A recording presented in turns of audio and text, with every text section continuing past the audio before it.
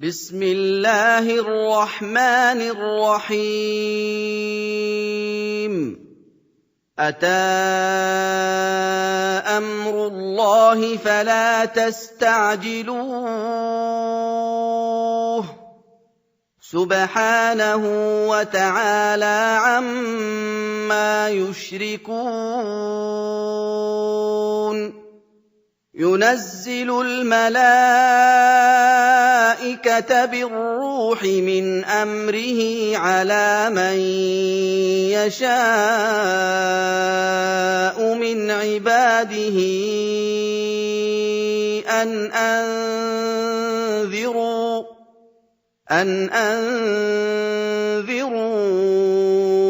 أنه لا إله إلا أنا فاتقون خلق السماوات والأرض بالحق تعالى عما يشركون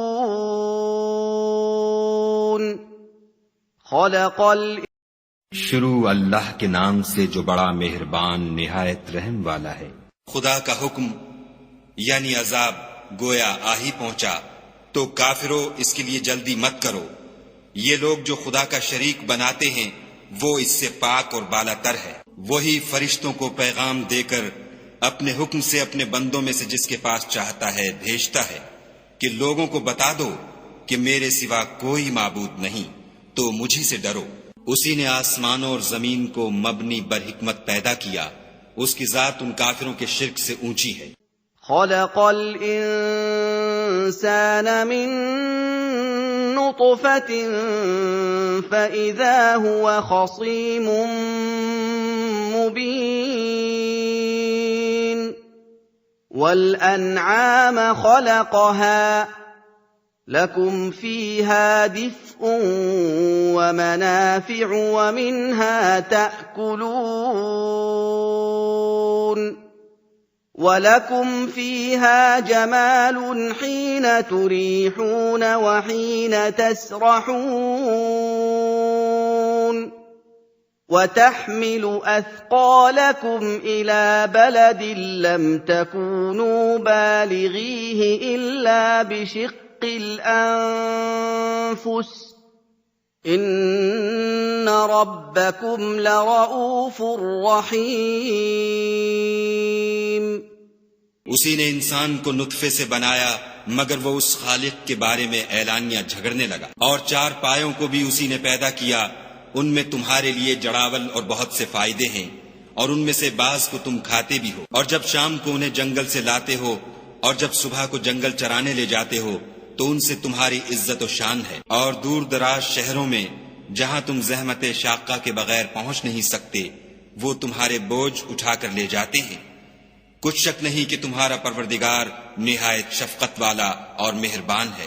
والخيل والبغال والحمير لتركبوها وزينة ويخلق ما لا تعلمون وعلى الله قصد السبيل ومنها جائر ولو شاء لهداكم أجمعين هو الذي أنزل من السماء ماء لكم منه شراب ومنه شجر فيه تسيمون ينبت لكم به الزرع والزيتون والنخيل والأعناب ومن كل الثمرات إن في ذلك لآية لقوم يتفكرون وَسَخَّرَ لَكُمُ اللَّيْلَ وَالنَّهَارَ وَالشَّمْسَ وَالْقَمَرَ وَالنُّجُومُ مُسَخَّرَاتٌ بِأَمْرِهِ ۗ إِنَّ فِي ذَلِكَ لَآيَاتٍ لِقَوْمٍ يَعْقِلُونَ और उसी ने घोड़े और खच्चर और गधे पैदा किए ताकि तुम उन पर सवार हो, और वो तुम्हारे लिए रौनक और जीनत भी है। और वो और चीजें भी पैदा करता है जिनकी तुमको खबर नहीं। और सीधा रास्ता तो खुदा तक जा पहुंचता है, और बाज रास्ते टेढ़े हैं, वो उस तक नहीं पहुंचते। और अगर वो चाहता तो तुम सबको सीधे रास्ते पर चला देता। वही तो है जिसने आसमान से पानी बरसाया जिसे तुम पीते हो, और उससे दरख्त भी शादाब होते हैं जिनमें तुम अपने चार पायों को चराते हो। इसी पानी से वो तुम्हारे लिए खेती और जैतून और खजूर और अंगूर और बेशुमार दरख्त उगाता है, और हर तरह के फल पैदा करता है। गौर करने वालों के लिए इसमें कुदरत खुदा की बड़ी निशानी है। और उसी ने तुम्हारे लिए रात और दिन और सूरज और चांद को काम में लगाया, और उसी के हुक्म से सितारे भी काम में लगे हुए हैं। समझने वालों के लिए इसमें कुदरत खुदा की बहुत सी निशानियां हैं। وَمَا ذَرَأَ لَكُمْ فِي الْأَرْضِ مُخْتَلِفًا أَلْوَانُهُ إِنَّ فِي ذَلِكَ لَآيَةً لِقَوْمٍ يَذَّكَّرُونَ وَهُوَ الَّذِي سَخَّرَ الْبَحْرَ لِتَأْكُلُوا مِنْهُ لَحْمًا طَرِيًّا وَتَسْتَخْرِجُوا مِنْهُ حِلْيَةً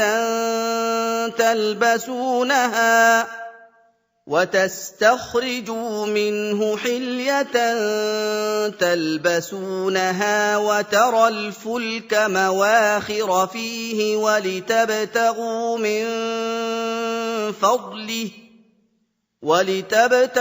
مِن فَضْلِهِ وَلَعَلَّكُمْ تَشْكُرُونَ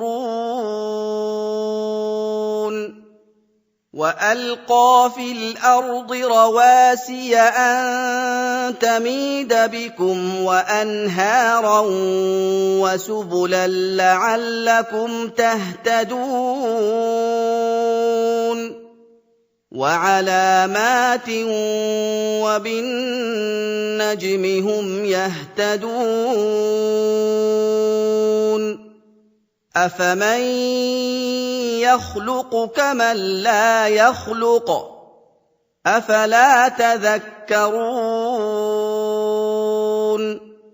وَإِن تَعُدُّوا نِعْمَةَ اللَّهِ لَا تُحْصُوهَا ۗ إِنَّ اللَّهَ لَغَفُورٌ رَّحِيمٌ और जो तरह तरह के रंगों की चीजें उसने जमीन में पैदा की, सब तुम्हारे जेरे फरमान कर दी। नसीहत पकड़ने वालों के लिए इसमें निशानी है। और वही तो है जिसने दरिया को तुम्हारे इख्तियार में किया ताकि इसमें से ताजा गोश्त खाओ और इससे जेवर मोती वगैरह निकालो जिसे तुम पहनते हो। और तुम देखते हो कि कश्तियां दरिया में पानी को फाड़ती चली जाती हैं, और इसलिए भी दरिया को तुम्हारे इख्तियार में किया कि तुम खुदा के फजल से मुआश तलाश करो ताकि उसका शुक्र करो। और उसी ने जमीन पर पहाड़ बनाकर रख दिए कि तुमको लेकर कहीं झुक न जाए, और नहरें और रास्ते बना दिए ताकि एक मकाम से दूसरे मकाम तक आसानी से जा सको। और रस्तों में निशानात बना दिए, और लोग सितारों से भी रास्ते मालूम करते हैं। तो जो इतनी मखलूकात पैदा करे, क्या वो वैसा है जो कुछ भी पैदा न कर सके? तो फिर तुम गौर क्यों नहीं करते? और अगर तुम खुदा की नेमतों को शुमार करना चाहो तो गिन न सको। बेशक खुदा बख्शने वाला मेहरबान है। वल्लाहु यअलमु मा तुसिर्रून वमा तु'लिनून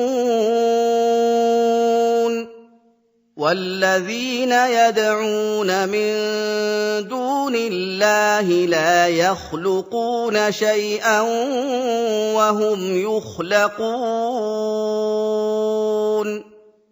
أَمْوَاتٌ غَيْرُ أَحْيَاءٍ وَمَا يَشْعُرُونَ أَيَّانَ يُبْعَثُونَ إِلَٰهُكُمْ إِلَٰهٌ وَاحِدٌ فالذين لا يؤمنون بالآخرة قلوبهم منكرة وهم مستكبرون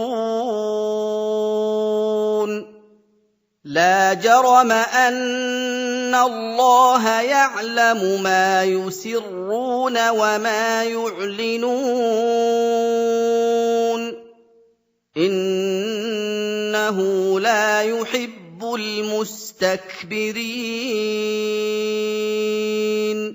और जो कुछ तुम छुपाते और जो कुछ जाहिर करते हो सबसे खुदा वाकिफ है। और जिन लोगों को ये खुदा के सिवा पुकारते हैं वो कोई चीज भी तो नहीं बना सकते बल्कि खुद उनको और बनाते हैं। वो लाशें हैं बेजान, उनको ये भी तो मालूम नहीं कि उठाए कब जाएंगे। तुम्हारा माबूद तो अकेला खुदा है। तो जो आखिरत पर ईमान नहीं रखते उनके दिल इनकार कर रहे हैं और वो सरकश हो रहे हैं। ये जो कुछ छुपाते हैं और जो जाहिर करते हैं खुदा जरूर उसको जानता है। वो खुदा सरकशों को हरगिज पसंद नहीं करता। وَإِذَا قِيلَ لَهُم مَّاذَا أَنزَلَ رَبُّكُمْ قَالُوا أَسَاطِيرُ الْأَوَّلِينَ لِيَحْمِلُوا أَوْزَارَهُمْ كَامِلَةً يَوْمَ الْقِيَامَةِ وَمِنْ أَوْزَارِ الَّذِينَ يُضِلُّونَهُم بِغَيْرِ عِلْمٍ أَلَا سَاءَ مَا يَزِرُونَ قَدْ مَكَرَ الَّذِينَ مِن قَبْلِهِمْ فَأَتَى اللَّهُ بُنْيَانَهُم مِّنَ الْقَوَاعِدِ فَخَرَّ عَلَيْهِمُ السَّقْفُ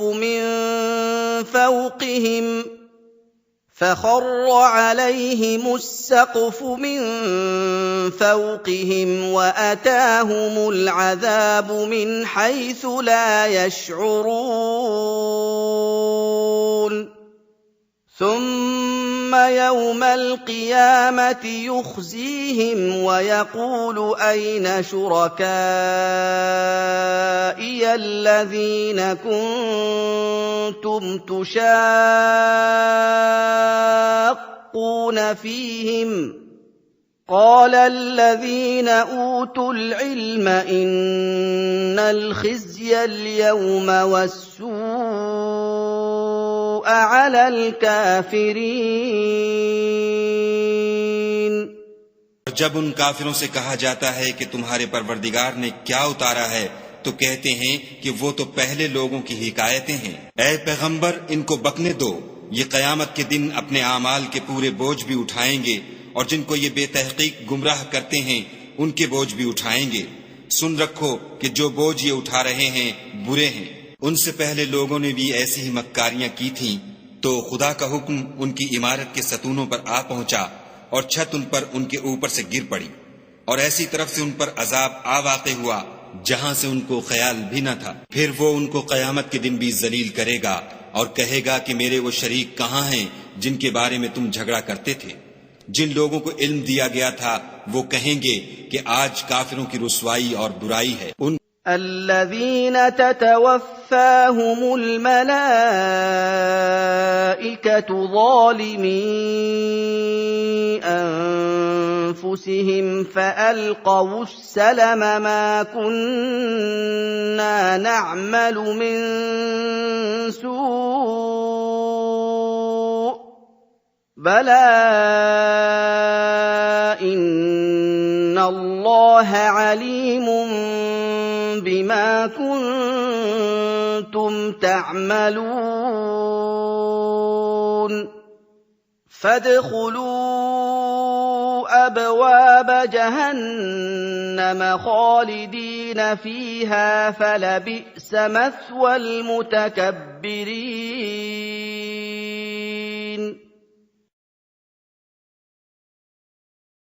وَقِيلَ لِلَّذِينَ اتَّقَوْا مَاذَا أَنزَلَ رَبُّكُمْ قَالُوا خَيْرًا لِلَّذِينَ أَحْسَنُوا فِي هَٰذِهِ الدُّنْيَا حَسَنَةٌ ۚ وَلَدَارُ الْآخِرَةِ خَيْرٌ ۚ وَلَنِعْمَ دَارُ الْمُتَّقِينَ جَنَّاتُ عَدْنٍ يَدْخُلُونَهَا تَجْرِي مِن تَحْتِهَا الْأَنْهَارُ لَهُمْ فِيهَا مَا يَشَاءُونَ ۚ كَذَٰلِكَ يَجْزِي اللَّهُ الْمُتَّقِينَ उनका हाल ये है कि जब फरिश्ते उनकी रूहें कब्ज करने लगते हैं और ये अपने ही हक में जुल्म करने वाले होते हैं तो मुती व मनकाद हो जाते हैं और कहते हैं कि हम कोई बुरा काम नहीं करते थे। हाँ, जो कुछ तुम किया करते थे खुदा उसे खूब जानता है। सो दोज़ख के दरवाजों में दाखिल हो जाओ, हमेशा उसमें रहोगे। अब तकब्बुर करने वालों का बुरा ठिकाना है। और जब परहेजगारों से पूछा जाता है कि तुम्हारे परवरदिगार ने क्या नाजिल किया है तो कहते हैं कि बेहतरीन कलाम। जो लोग नेकुकार हैं उनके लिए इस दुनिया में भी भलाई है और आखिरत का घर तो बहुत ही अच्छा है और परहेजगारों का घर बहुत खूब है। वो बहिश्त जाविदानी हैं जिनमें वो दाखिल होंगे, उनके नीचे नहरें बह रही हैं, वहां जो चाहेंगे उनके लिए मयस्सर होगा। खुदा परहेजगारों को ऐसा ही बदला देता है। الَّذِينَ تَتَوَفَّاهُمُ الْمَلَائِكَةُ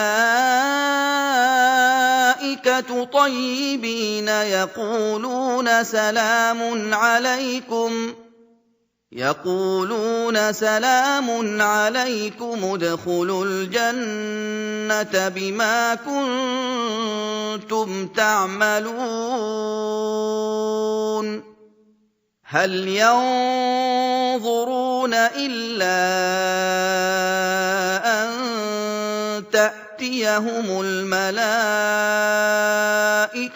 أَوْ يَأْتِيَ أَمْرُ رَبِّكَ ۚ كَذَٰلِكَ فَعَلَ الَّذِينَ مِن قَبْلِهِمْ ۚ وَمَا ظَلَمَهُمُ اللَّهُ وَلَٰكِن كَانُوا أَنفُسَهُمْ يَظْلِمُونَ فَأَصَابَهُمْ سَيِّئَاتُ مَا عَمِلُوا وَحَاقَ بِهِم مَّا كَانُوا بِهِ يَسْتَهْزِئُونَ وَقَالَ الَّذِينَ أَشْرَكُوا لَوْ شَاءَ اللَّهُ مَا عَبَدْنَا مِن دُونِهِ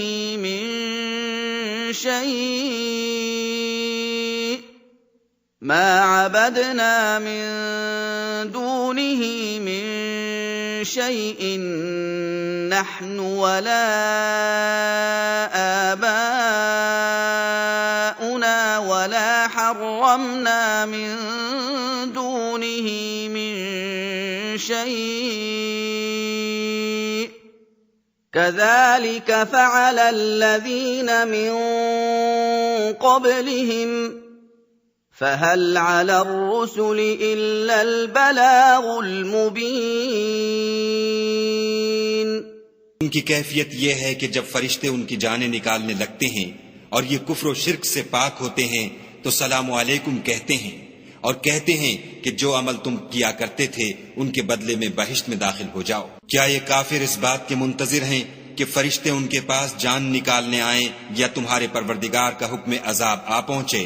इसी तरह उन लोगों ने किया था जो उनसे पहले थे और खुदा ने उन पर जुल्म नहीं किया बल्कि वो खुद अपने आप पर जुल्म करते थे। तो उनको उनके आमाल के बुरे बदले मिले और जिस चीज के साथ वो ठट्ठे किया करते थे उसने उनको हर तरफ से घेर लिया। और मुशरिक कहते हैं कि अगर खुदा चाहता तो न हम ही उसके सिवा किसी चीज को पूजते और न हमारे बड़े ही पूजते और न उसके फरमान के बगैर हम किसी चीज को हराम ठहराते।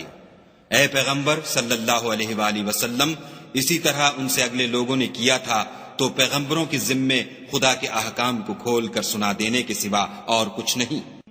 وَلَقَدْ بَعَثْنَا فِي كُلِّ أُمَّةٍ رَّسُولًا أَنِ اعْبُدُوا اللَّهَ وَاجْتَنِبُوا الطَّاغُوتَ فَمِنْهُم من هدى الله فمنهم من هدى الله ومنهم من حقت عليه الضلاله فسيروا في الارض فانظروا كيف كان عاقبه المكذبين إن تحرص على هداهم فإن الله لا يهدي من يضل وما لهم من ناصرين وأقسموا بالله جهد أيمانهم لا يبعث الله من يموت بلى وعدا عليه حقا ولكن أكثر الناس لا يعلمون और हमने हर जमात में पैगंबर भेजा कि खुदा ही की इबादत करो और बुतों की परस्तिश से इज्तिनाब करो, तो उनमें बाज ऐसे हैं जिनको खुदा ने हिदायत दी और बाज ऐसे हैं जिन पर गुमराही साबित हुई। सो जमीन में चल फिर कर देख लो कि झुटलाने वालों का अंजाम कैसा हुआ। अगर तुम उन कुफ्फार की हिदायत के लिए ललचाओ तो जिसको खुदा गुमराह कर देता है उसको वो हिदायत नहीं दिया करता, और ऐसे लोगों का कोई मददगार भी नहीं होता। और ये खुदा की सख्त सख्त कस्में खाते हैं कि जो मर जाता है खुदा उसे कयामत के दिन कब्र से नहीं उठाएगा। हरगिज नहीं, ये खुदा का वादा सच्चा है और उसका पूरा करना उसे जरूर है, लेकिन अक्सर लोग नहीं जानते। लियुबय्यिन लहुमुल्लज़ी यख्तलिफून फीहि वलियअलमल्लज़ीन कफरू अन्नहुम कानू काज़िबीन। इन्नमा कौलुना लिशैइन इज़ा अरदनाहु अन नक़ूल लहु कुन फयकून। والذين هاجروا في الله من بعد ما ظلموا لنبوئنهم في الدنيا حسنة ولأجر الآخرة أكبر لو كانوا يعلمون الذين صبروا وعلى ربهم يتوكلون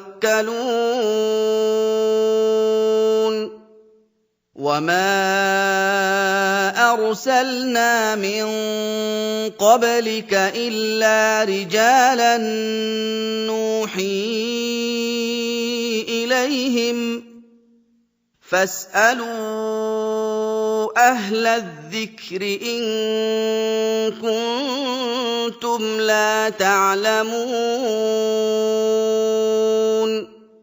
بالبينات والزبر وأنزلنا إليك الذكر لتبين للناس ما نزل إليهم ولعلهم يتفكرون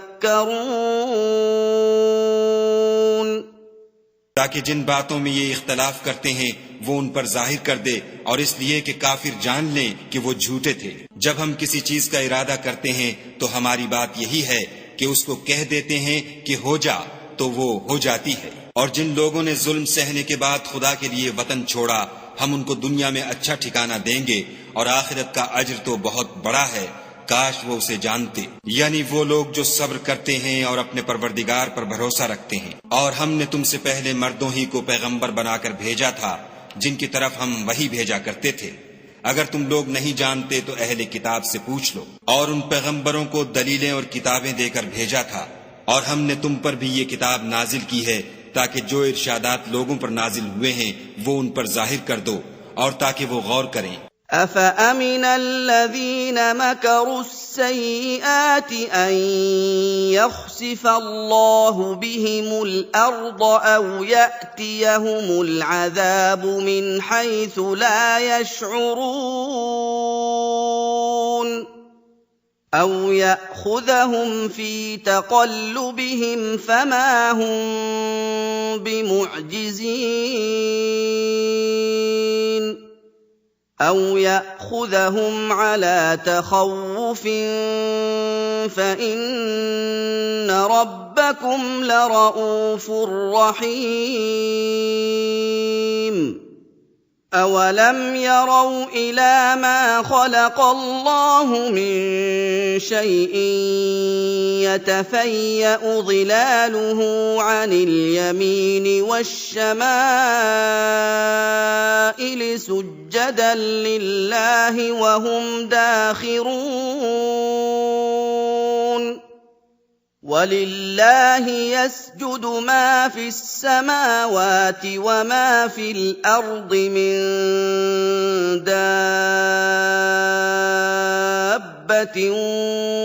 وَالْمَلَائِكَةُ وَهُمْ لَا يَسْتَكْبِرُونَ يَخَافُونَ رَبَّهُم مِّن فَوْقِهِمْ وَيَفْعَلُونَ مَا يُؤْمَرُونَ क्या जो लोग बुरी बुरी चालें चलते हैं इस बात से बेखौफ हैं कि खुदा उनको जमीन में धंसा दे या ऐसी तरफ से उन पर अजाब आ जाए जहां से उनको खबर ही न हो, या उनको चलते फिरते पकड़ ले, वो खुदा को आजिज नहीं कर सकते, या जब उनको अजाब का डर पैदा हो गया हो तो उनको पकड़ ले।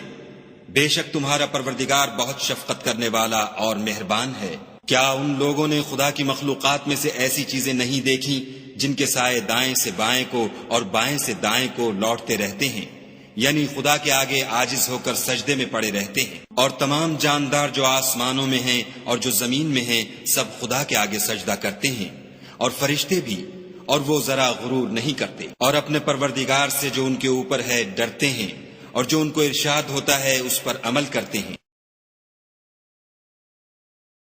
وَقَالَ اللَّهُ لَا تَتَّخِذُوا إِلَٰهَيْنِ اثْنَيْنِ إِنَّمَا هُوَ إِلَٰهٌ وَاحِدٌ فَإِيَّايَ فَارْهَبُونِ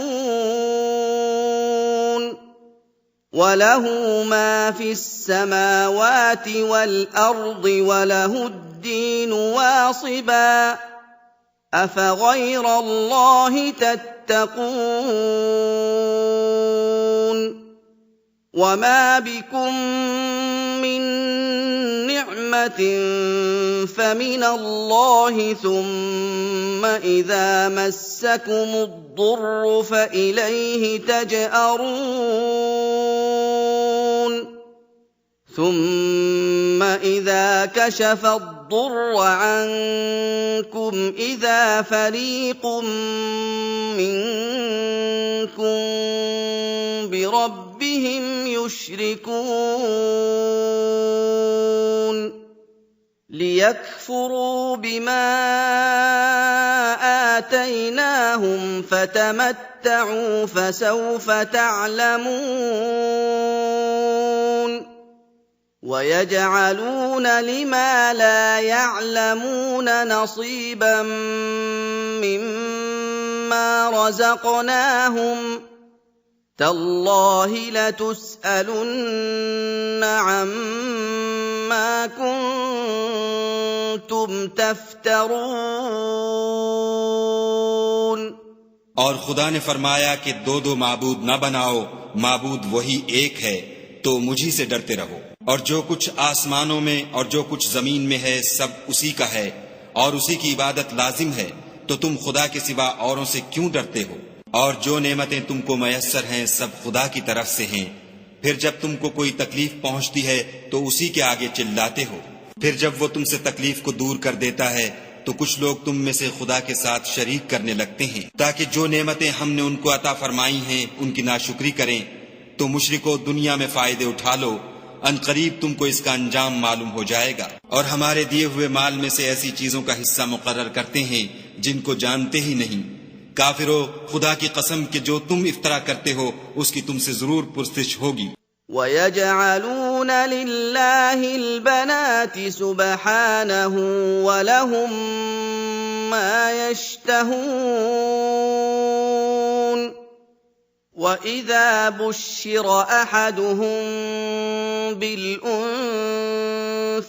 ظل وجهه مسودا وهو كظيم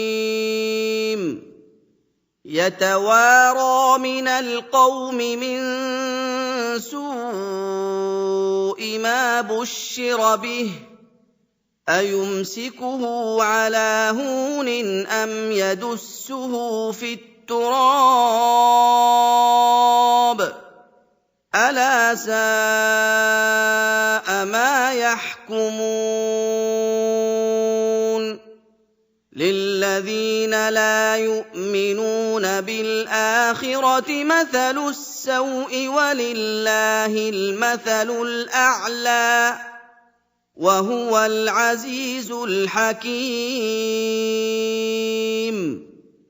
और ये लोग खुदा के लिए तो बेटियां तजवीज करते हैं और वो उनसे पाक है, और अपने लिए बेटे जो मरगूब व दिल पसंद हैं। हालांकि जब उनमें से किसी को बेटी के पैदा होने की खबर मिलती है तो उसका मुंह गम के सबब काला पड़ जाता है, और उसके दिल को देखो तो वो अंधोनाक हो जाता है। और उस खबर बद से जो वो सुनता है लोगों से छुपता फिरता है और सोचता है कि आया जिल्लत बर्दाश्त करके लड़की को जिंदा रहने दे या जमीन में गाड़ दे।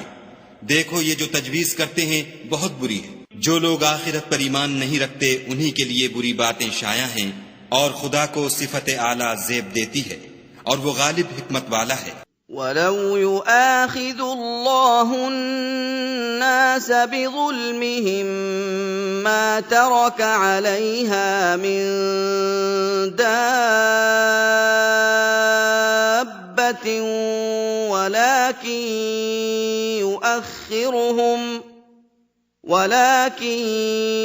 युअख्खिरुहुम इला अजलिन मुसम्मा فإذا جاء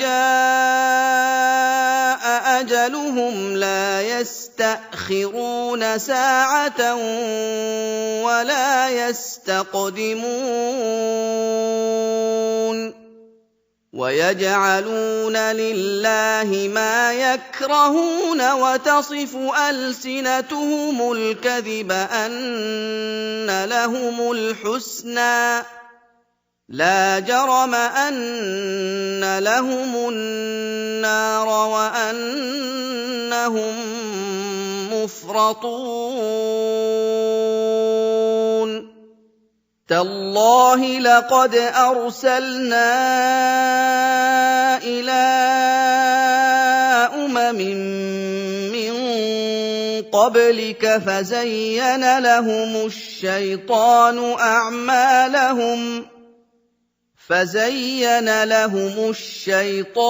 أعمالهم فهو وليهم اليوم ولهم عذاب أليم।